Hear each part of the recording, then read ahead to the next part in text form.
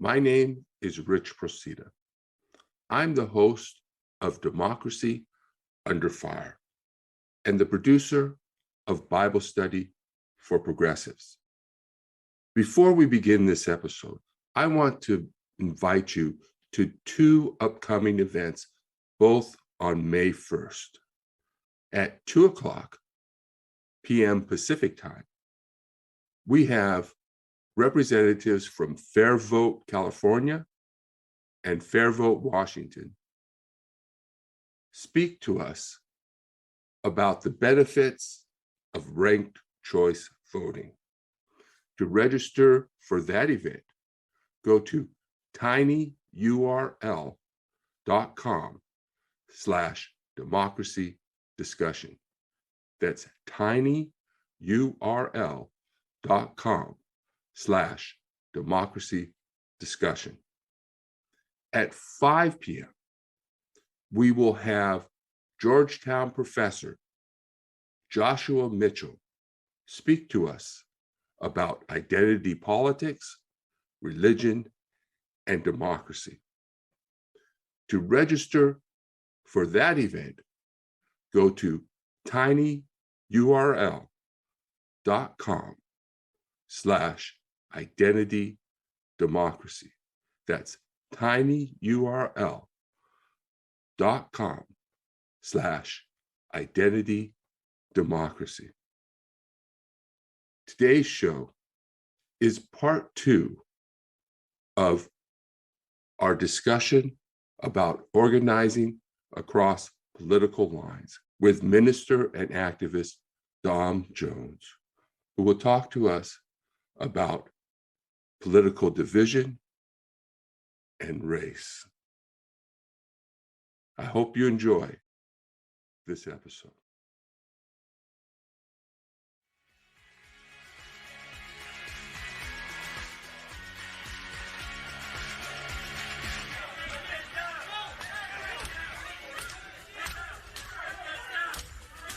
Now, according to public reporting, D.C. Mayor Muriel Bowser first called Army Secretary Ryan McCarthy to ask for help at 1:34 p.m.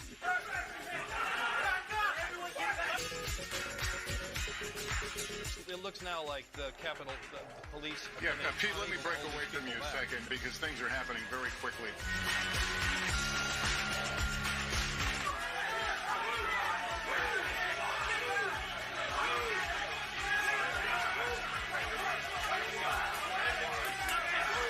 According to your written testimony, you were, quote, aware that demonstrators had breached the Capitol.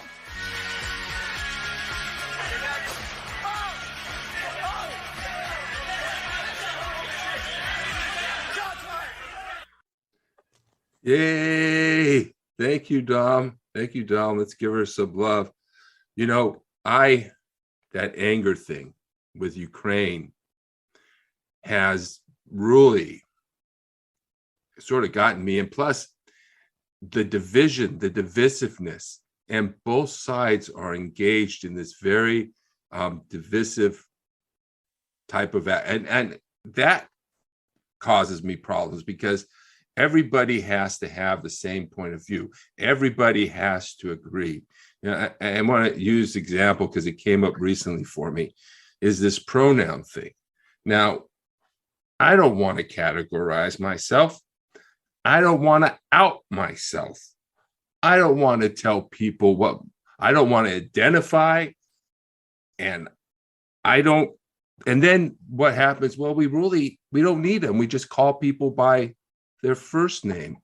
And I see it as behavior control. In other words, we've got indoctrination going on. And the next step in indoctrination is to change your behavior, actually get you to do things physically, label yourself. And so I resist that, but then I get kicked out. And then I get angry. And in the shower, I start yelling at invisible people. And you know, Richard, that is unfortunate. The reality is that when we have our thoughts and ideas and feelings about what we feel, it's a topic that means something to you. You don't want to have to think like everyone else is thinking, and no one should have to. We are all entitled to feel and think and be proponents of what we desire, and so I completely understand. Unfortunately, our society today, the world has become very sensitive in many ways, and navigating that isn't always easy. However, it's really important for us to also set the tone for what we want from others. So when we want them to be able to listen to us and hear our thoughts and theories and scenarios, we want to be sure to provide the same platform for them with us. And that requires that internal personal work, right? Of not allowing our emotions to come up and get angry, but realize, you know what? In order to progress, I have to harmonize. Okay. Yeah. Sometimes I don't do that very well. I have to admit that. So if you want to ask a question or make a comment, go ahead and use the raise hand feature. I think it's, where is it? In the reactions menu at the bottom of your screen. And I'll go ahead and call on you. Go ahead, Samuel. You can unmute yourself and ask your question. I want to make a comment, but the main question is the polls for Biden are only 39%, the last I saw. Does that mean the majority is for Trump or for, I don't know. They never say what the majority is. They just say where Biden stands. It makes me very unhappy. Well, we don't, all the polls are different. The thing about polling is you never know exactly because polling is done, so many different guidelines are laid out in order for a poll to be given and administered and along against what backdrop. So I would say in that respect about Biden and 39%, I'm not completely certain about what it means. The other percent, you could surmise it could mean the other percent is the other way. That is speculation. I would say there are many different polls that kind of give different places and percentages about where things are right now. So. The polls are there are multiple polls indicated, and I don't know the names of them. There was a bunch of polls, and the average turned out to be 39%. But getting back to this, I think the important thing, and you didn't mention that, is mindfulness. And we have to find out there are many schools of mindfulness. I haven't done the research. Kaiser, where I belong, has mindfulness courses, and other places do, but I do not know. I wish there would be a webinar discussing the history and schools of mindfulness, because that would bring on the peace, more likely bring on the peace. It's just thinking of the rhythm of the present, focusing on the music and thinking of a nice melody, and focusing on the present and not worrying about too much about the future, and resisting as long as is possible, because I'm extremely cynical. We're descended from chimpanzees. The strongest is the victor in the chimpanzee world. I wish we were descended from the more peaceful bonobo, but unfortunately, that's our human nature, and it's unfortunate. It's not the ideal nature, and that's the way I feel. I think it's likely there'll be one world empire, no matter how hard we resist, but we'll resist as long as possible and think of the rhythm of the present. I'm also very frustrated with that. People, I don't know what causes people to just have an opinion like that based on very little, really, and not really thinking much about the situation and not giving him credit for what he's done by organizing all these sanctions and really putting it to Russia.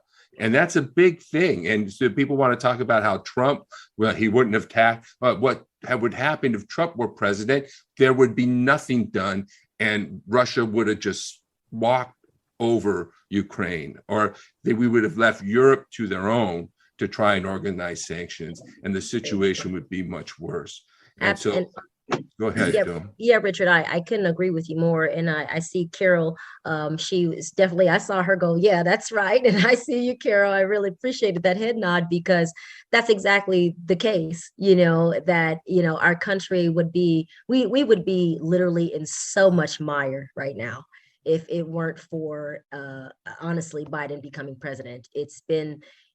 We had to save our democracy, and thank goodness we did at that very important juncture. And I just want to take note of what Samuel said about mindfulness, and that is very important. We do need more mindfulness and awareness and peace peaceful teachings, I'm going to say, in our schools.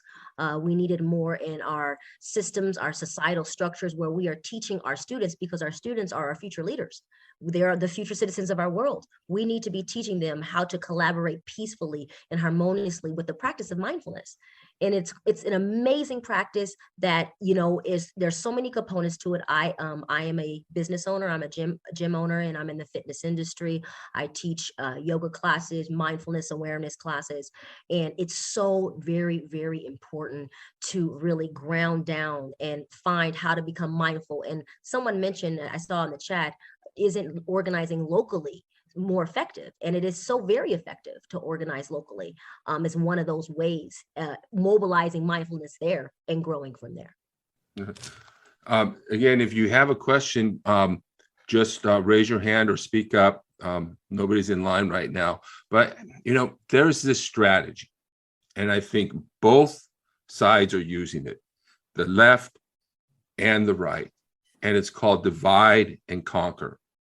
And so we've got, and we don't really see it on our side so much. We definitely see it on the right. I mean, and when I say we don't see it, I mean we're blind to it. We're caught up in it, you know, so we don't see it. But we see it on the other side because we're not caught up in their propaganda, but we're caught up in our own.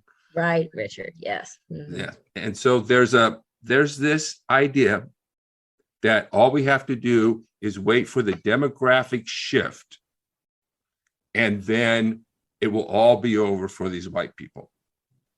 And that, Richard, can I pause with you right there? Because you Sure. said something, you know, we have to wait for the democratic shift in that statement that you just made. Is there anyone in here? I would like to know that statement. It's a very strong statement. And all of you guys, we all have thoughts on that. He said, you know, there's this thing that, you know, we're going to wait until, quote unquote, all the white people, whatever, you know. What do you guys think about that? You know, what are your thoughts on that? That's a very powerful statement, Richard. yeah, let me just make sure it's clear that there's a divide and conquer strategy, and the idea is to wait until it's a majority minority nation, and then that's how we're going to defeat this white supremacy and all of this stuff that we're fighting against once we become a minority majority. And I have some problems with that, you know, writing off half the population, needing a larger majority if we have to overthrow a dictatorship, not reaching out to the center, but using that divide and conquer. And that leads, in my mind, to perennial, ongoing division between the races. And that's why we've got all this identity stuff coming down. They want people to be identifying themselves, because it's really about which side you're on. Very true. And I appreciate what Deborah just said in the chat, that there is a danger in assuming that, for example, all minorities are democratic. And that's a very important point as well. I know many people across different racial, the racial diaspora, who are of different cultures and have different political beliefs. So we definitely shouldn't pigeonhole people into one belief system. I don't think that that's very good to do at all. Right. And many of the people coming to this country are religious people, Christian people. So Right. how do we know where they're going to turn up? Go ahead, Jane. You can unmute yourself. And there was somebody else there. Feel free to put your hand back up so that we can get you on. In the 1850s and 1860s, I mean, there was a time when this country went through real hard times, and it wasn't just one party or the other. It fractured into multiple parties. And so I see us having more than Democratic and Republican parties with what's going on in the world. And I think it's important that we be clear on our values, and that being peaceful, working together, and getting people out of jail, and finding work for people, and finding health care for people, and sticking to those values that can be cohesive to groups of people, rather than saying white or black and Democratic and Republican. I think that the dialogue has to be along clear values that people can get behind. I love that, Jane. That was so well put. And that's exactly that's what we're talking about right now, Jane. beautifully stated. And I love how you said, instead of the whole white, black, Republican, Democrat, it's, never do you see the words white and black on TV, except for when there's the political season, right? And then you see them pigeonholing and making people vote by this group, that group, this group, black group, white group. And it's like, we are so much more than that. We're being broken down into just literally by something that we look like to assess how we are going to vote. And, again, there are studies that do show correlations in certain ways, but at the same time, by putting it and perpetuating it in such a way, we're all just focusing on those things, Jane, and not what you're saying. The fact that there's so many political beliefs that are opening up now. There are so many, ways to look at this, but always with peace. So, Jane, I love that. That was beautiful. And there are political philosophers that say there's really only two groups, and that's the haves and the have-nots. There you go. There's My that. husband is running for circuit judge in Kentucky, and he's running in a nonpartisan race. And so it is not Democrat or Republican, but I personally have been very involved in Democratic politics, and I just can't find a way to talk to people that identify as Republicans, and we don't even get a foot in the door to even talk to Republican groups. And I'm not sure what I'd say when I got there, except per se what Tim is behind, which is the judicial should follow the legislative and what the law says. Right.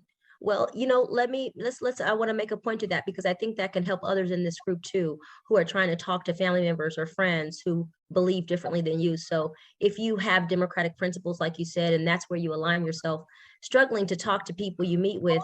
Now, first off, if they shut you out, Jane, or anyone here, if they shut you out to begin with, and you can't speak with them and harmonize, then that's nothing that you can do about that. You honor them, and I just say love and light to go upon your way.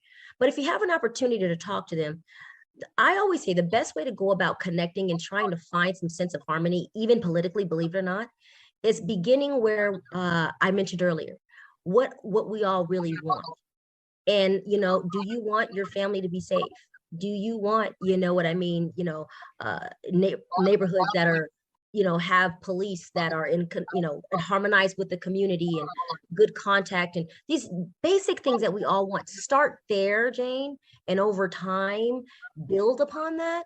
But that's how we thread together. It really is something we have to take step by step, but it's possible.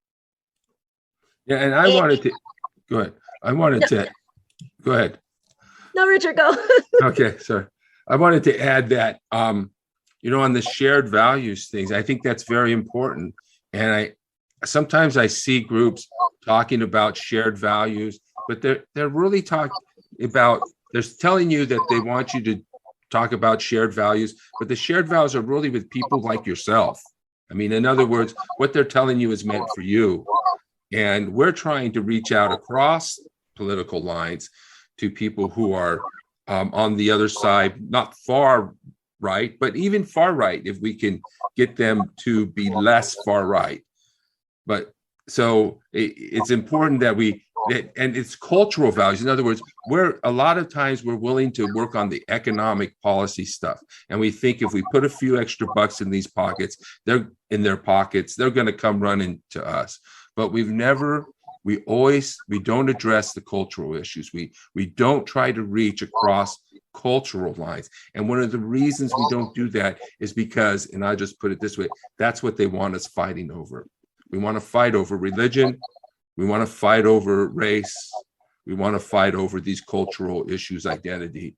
And we want to offer economic programs and policies, but we need something to fight over in order to get people riled up so they'll run out to the polls. And that seems to be, like Samuel said, human nature they're playing on. Maybe they know how to get people to the polls, but it doesn't work in the long term, I don't think. Right. And Jane helping her husband get elected to the circuit court, making those positive connections and building that harmony, that'll definitely help them, as an awesome wife that you are, get there for sure. Yeah. Dana, did you want to come on and speak? Well, the only thing that I really was going to say is that until like 4 or 5 years ago, I had a lot of good friends who were Republicans, and we got along just fine, no problem. But it seems to me like there's been a transition. Most of those friends of mine now wouldn't vote Republican unless they could really. I think there's a fear actually in some of the people that if I vote for this Republican, is he going to be another Trump monkey, which is basically, I mean, he's a puppet. And that's one of the things that really amazed me is how in the world, when he came into the presidency, could all these Republican people, they're on, in the Senate and as representatives, how they could turn their back on what they knew was wrong and vote that way because somebody was putting pressure on them somewhere. I don't know. That's one of the things that really, really bothers me. I think that a lot of the Republicans that I knew, they were Republicans because they were either conservative, religiously mostly, and the financial standings. Fiscally, right. Mm-hmm. And other than that, I mean, they weren't freaky or anything, but now they kind of are. Not my friends. No, they're good. But I don't know. It's just, how do you fix that? Yeah. I really thank you, Dana, so much. And I thank you, Dana and Jane and all of you guys that are here. I see you, and those of you guys who I can't see. I feel a lot of goodness and harmony in this call. It's just beautiful. So just thank you for this moment. And I'm glad we get to be present to it. To your point, Dana, so you said a question. You said, I can't see how Donald Trump, this man, could just come in power and just get all these people to go against their values and things like that. Well, I can tell you why. What Donald Trump did is he appealed to one of the core visceral human characteristics that we all possess. Fear. Fear. When you appeal to fear, love and fear are powerful. When you appeal to fear, you appeal to the most base human instinct in all of us. You appeal, and many times, to what is the worst in us, because when we are afraid and when we are in fear, we're not acting rationally. We're not behaving rationally and clearly.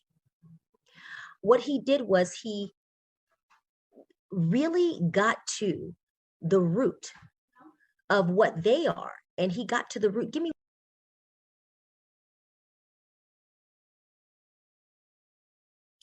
I guess, Don, you're back? Yes, sorry. I had a little moment there when I had to pick up something there. I'm here. Okay. So Donald Trump, he appealed to the fear, Dana. He appealed to the fear, and thinking about it on a societal level, he appealed to and you know what, as we're having this discussion, it's not an easy discussion to have. It's hard to say these things truthfully, but we must face it. He appealed in many ways to the fears that many people in this country, he appealed to a lot of white Americans' fears, okay? And this is not all of it, but this is a great deal of it.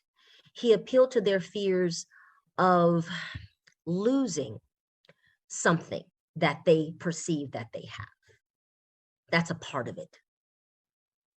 That they, listen to my words, that they perceive they have. Okay?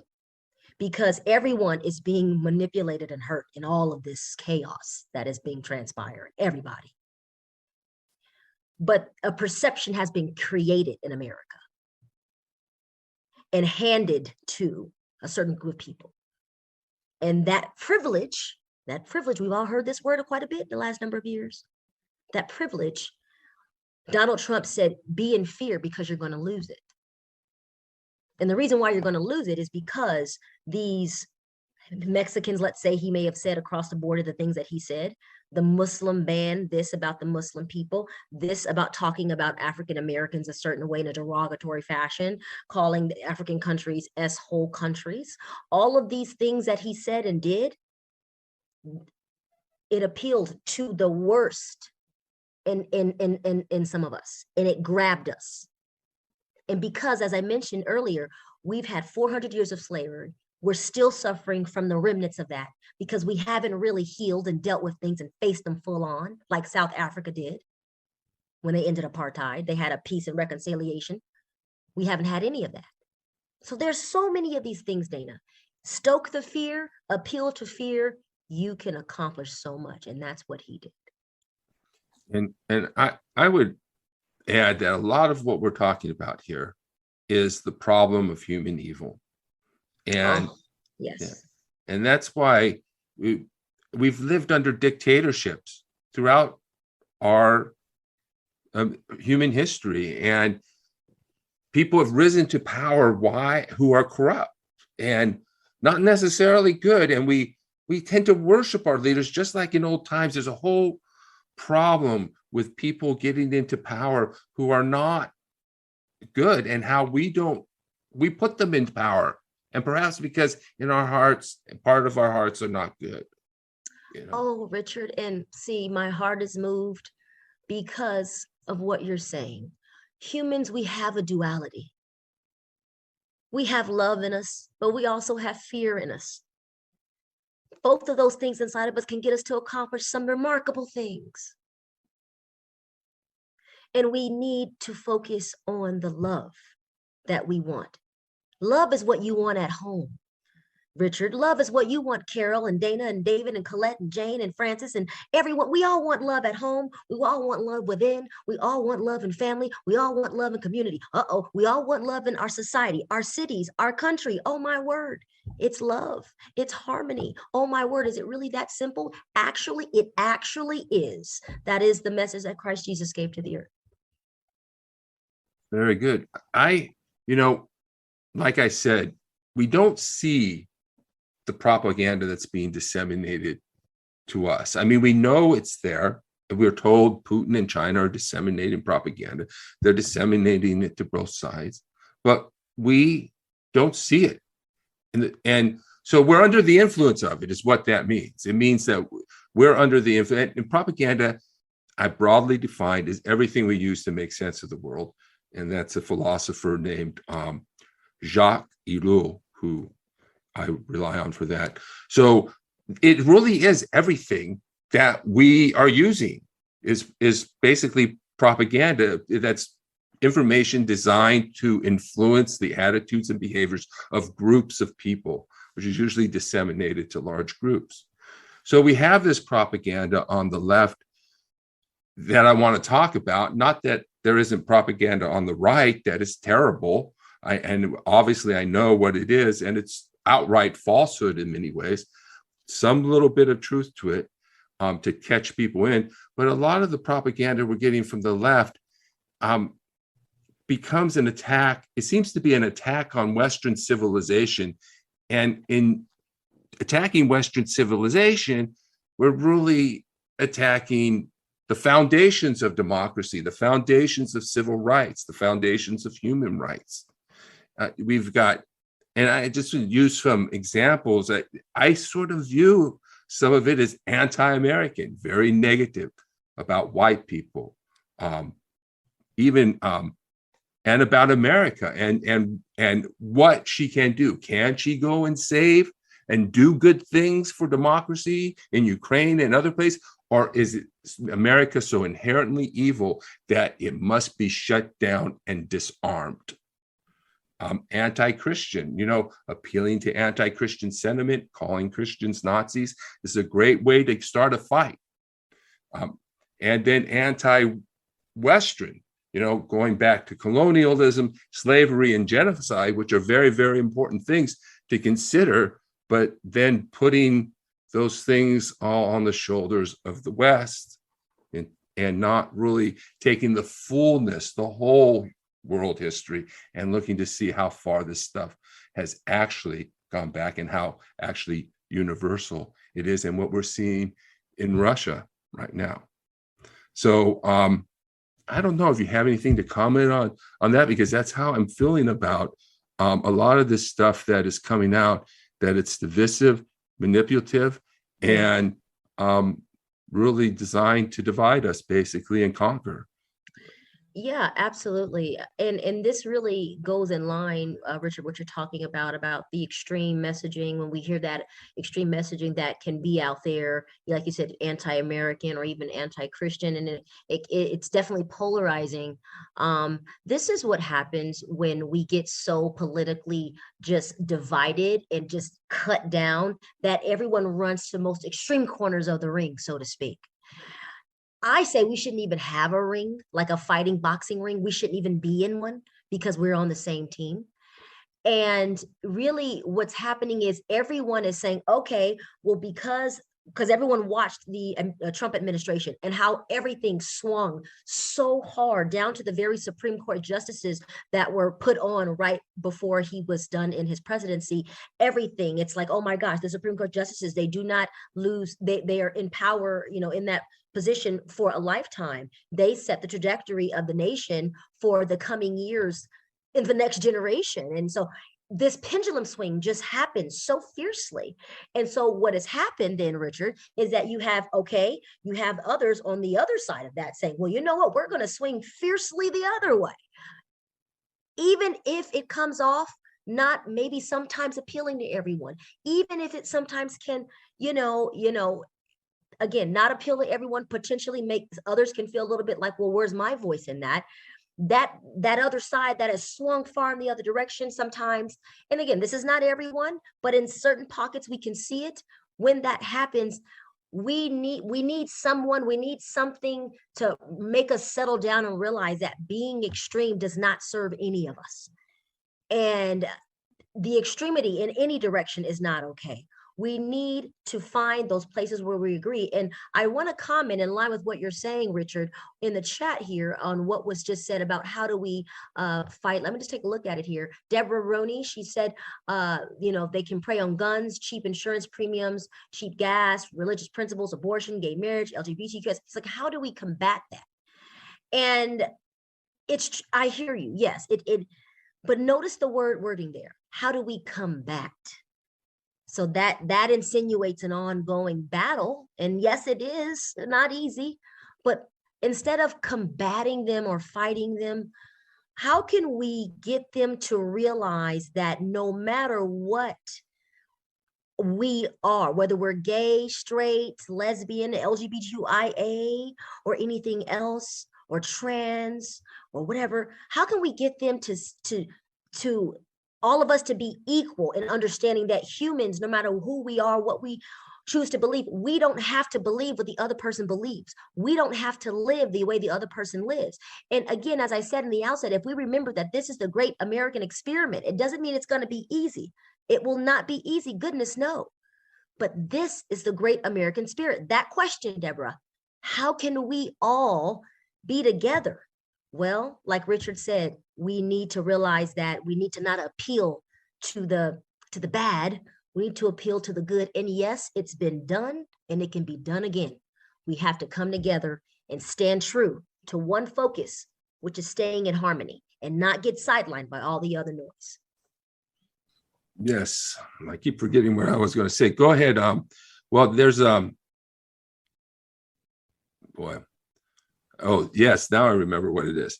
So, we've got these people on the right. They're culturally in their own bubble, and they're not accepting gays. They're not accepting a lot of things. But now, where are we, though? We are pushing them to accept theys. They haven't even accepted gays yet. How are they going to accept theys, meaning pronouns? So go ahead, Jane. You can unmute.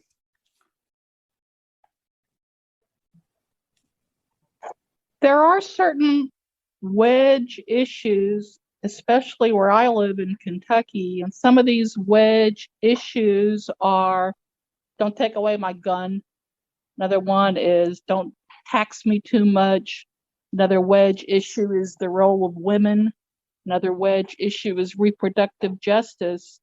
And these wedge issues, we cannot bridge that divide. How the Democrats need to focus and win, at least win in places like Kentucky, is keep your eye on the ball of the economy.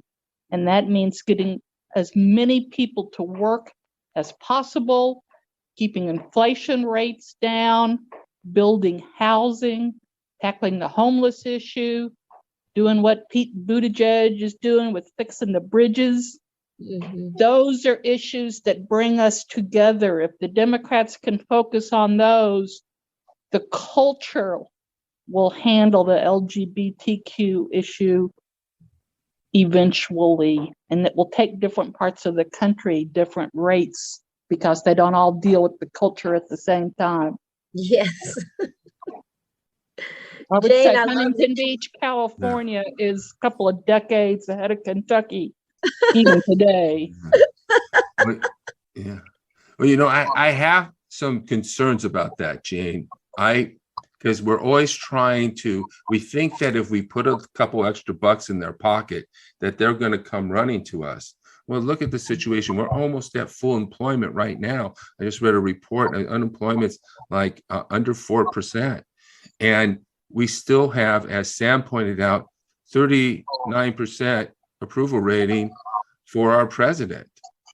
I think we're going to need to start to address the cultural issues. We're going to need to bring people, start to address it. They're not just things to fight about, and they're not going to take over on themselves, I don't believe. I think we need to reach across political lines, which means we need to bridge the cultural divide as well. Yes, and I want to tag on to that too, Richard. I completely agree with you. The cultural divide must be put on as the focus. If we take what's happening in the culture, because what's happening in the culture is affecting everything else. So if we take what's happening in the culture and we really understand all of the issues, the deep entrenched issues like race and these things and the socioeconomic disparities, and we talk about it openly, what it does is that it helps us all as humans to see, like we are right now, that wow, why are we arguing and fighting about the worst, these things that don't matter? What matters is that we recognize that you have the right to live. You have the right to live. We have the right to live together. Like, we have to come together and we got to fight to do this very thing. Yeah. And I just want to add, I'm not sure how the Democrats win elections. And I'm really talking about more long-term stuff. Yeah. In the short term, they might have to focus on certain things. So I'm not really addressing how to win elections as much as I'm addressing how in the long term to bring the country together so that we don't lose democracy. That's the long term, but also in the short term, to attain that goal, we have to be sure to be working really in a very focused way in building up our cities and communities with people who have like minds of bringing this mindfulness and harmony to our country. Yes. I mean, if you're talking about fighting for democracy, then I think we ought to be more involved in Ukraine. But I think President Biden has got the long term fixated on and worried about the short term and not getting involved in a foreign war. So long term, short term, you got to win the short term before you get a chance to win the long term. You know, and I have a lot to say on the war in Ukraine. In fact, I put in the chat, if you haven't got it, I've got 2 links to events coming up. I felt a need to do a discussion on Ukraine. So that's coming up on the 17th, and you can register for that at tinyurl.com/Ukraine must not fall. And then later on next month, we're having Joshua Mitchell, professor of political theory, I think, or philosophy, talk about identity politics and democracy from his perspective. And you can register for that at tinyurl.com/ democracy identity, or is it identity democracy? One of the two. I put it in the chat. And one of the things, one of the reasons I think that Biden made a decision that he wasn't going to use military force.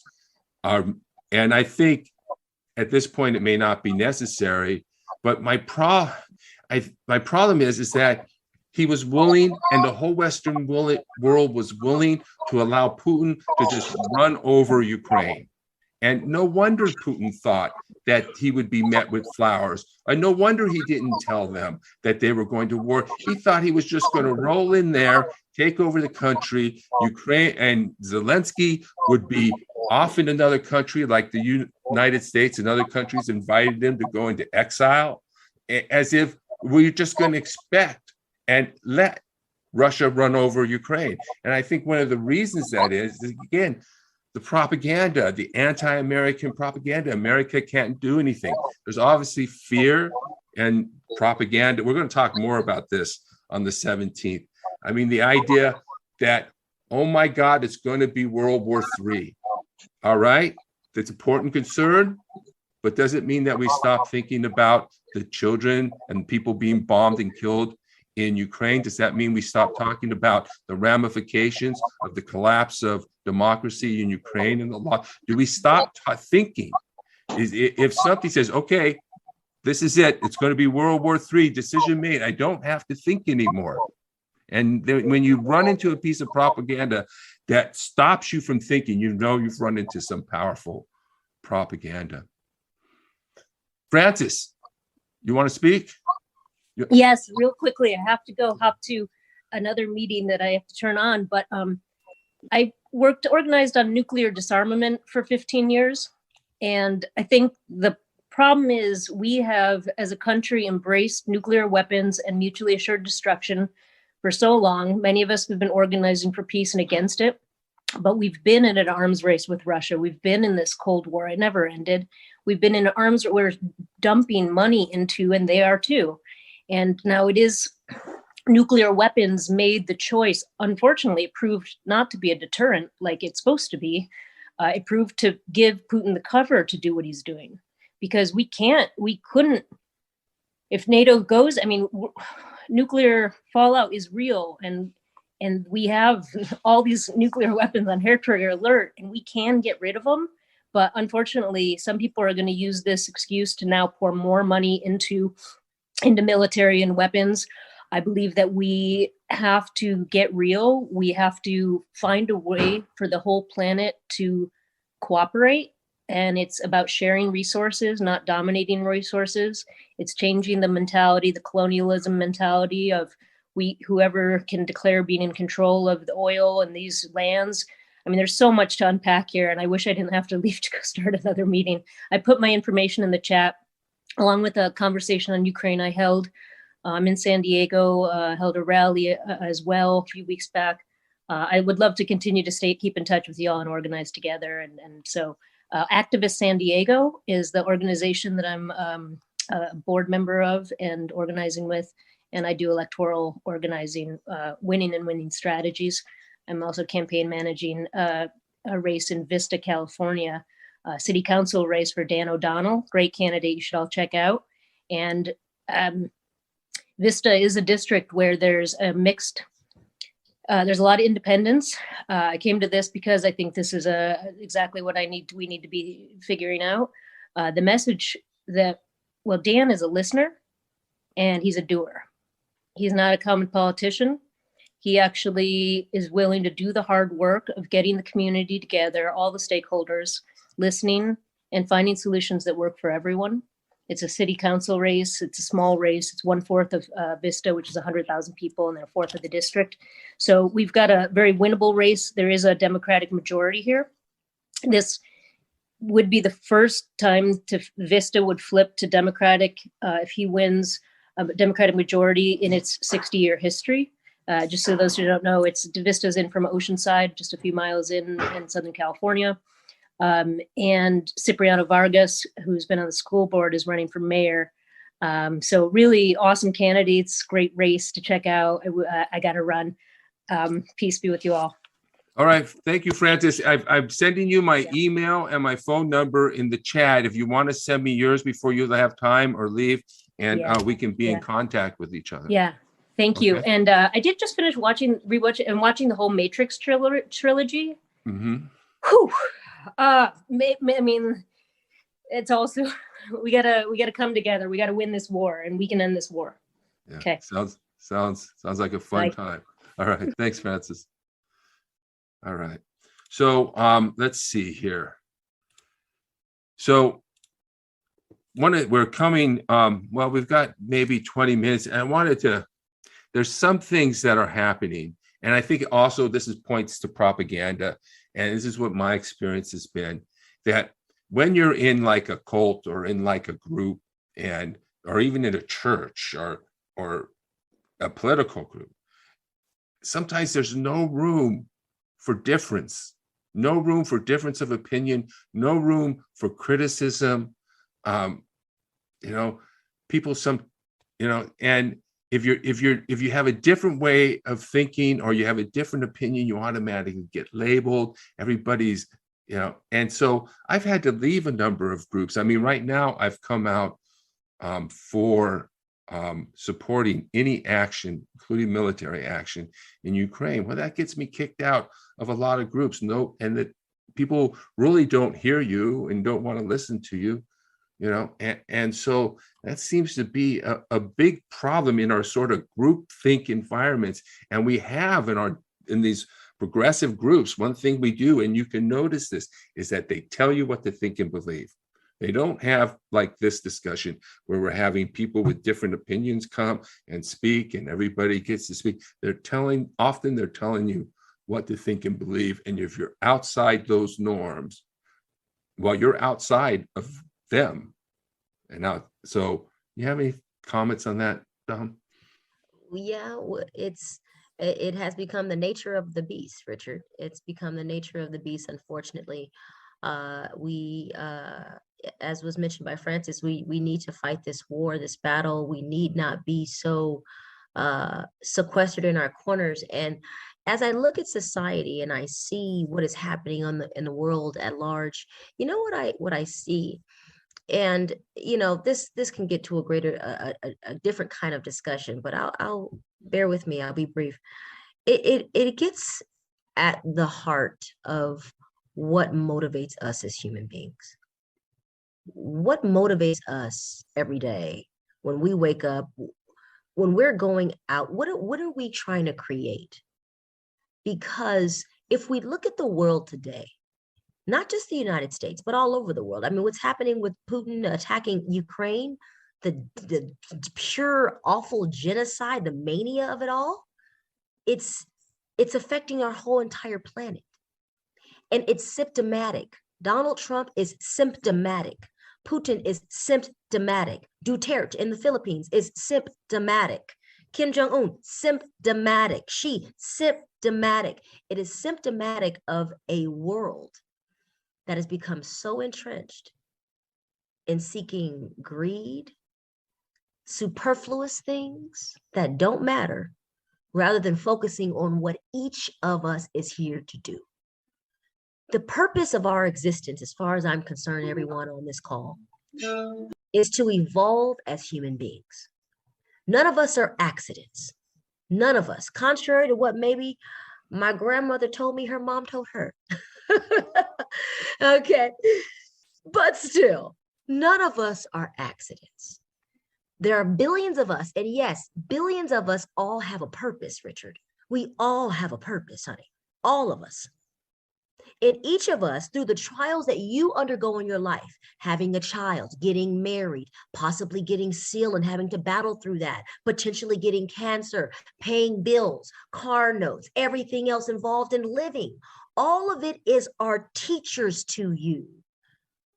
Your struggles of being kicked out of groups because of what you believe, Richard, is a teacher to you of how much further you should go into your lane and not anyone else's lane. The world is suffering because we as a humanity are sick. Mm-hmm. That's right. We are sick, and we need to understand what our evolution means. And it doesn't mean all of this, and we need to get on that. Yeah, we need to grow. We need to grow, my friend. Yes. So if anybody has any questions, now's the time, because I'm going to close up shop. I want to thank everyone for being here. Let me thank you, Dom, for such a beautiful presentation and a wonderful discussion. And remember our future programs, look them up. Make a copy of the chat. I got to do that. I'm going to have that saved already. But if you can't, if you want the chat, make a copy of that. And we'll see you all on the next time. And thank you so much. Thank you so Being a much. part of this. Thank you, everyone. Love you. Blessings. Take care. Bye. I love your hair. How do you do your hair? So nice. Love is love. Not my hair. I love your hair too. I love everyone's hair. It's nice. It's Bye, nice. everybody. Bye, everybody.